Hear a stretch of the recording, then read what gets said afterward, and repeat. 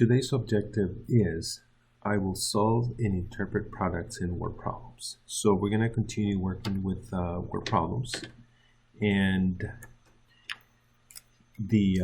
from the objective, the one word that I want you to remember, the word product.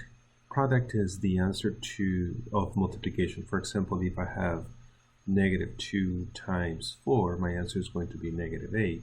This is the product. -8 is the product of this multiplication. So that is part of the objective.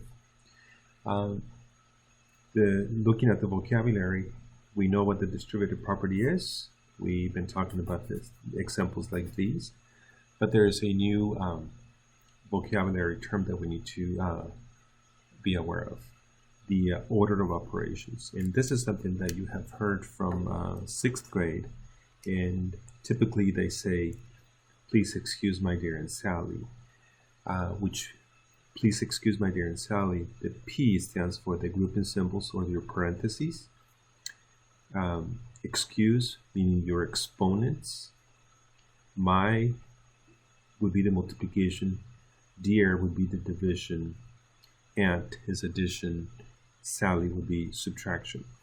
But what I want you to remember is that when we have grouping symbols, we always do what's inside the parentheses first. Then we do exponents. When you find multiplication and division, you need to go from left to right. Whatever shows up first, that's what you do. And for addition and subtraction, same thing. You start from the left and you go to the right and you do whatever you see first. And we're going to be doing some examples where we have to follow the order of operations. Here at the bottom, we have our multiplication rules, which by now you should have memorized the rules. Same signs, you get a positive answer.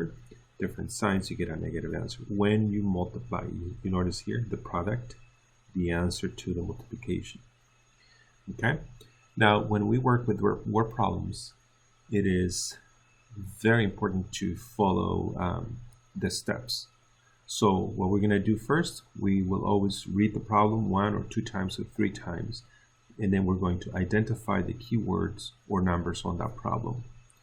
We're going to write an expression or equation that matches the situation, right? And then sometimes I recommend that to draw a picture just to help you understand the problem better. We're going to calculate our answer, and then it's always a good idea to check to see if your answer makes sense. Okay, so again, today's objective is I will solve and interpret products in word problems.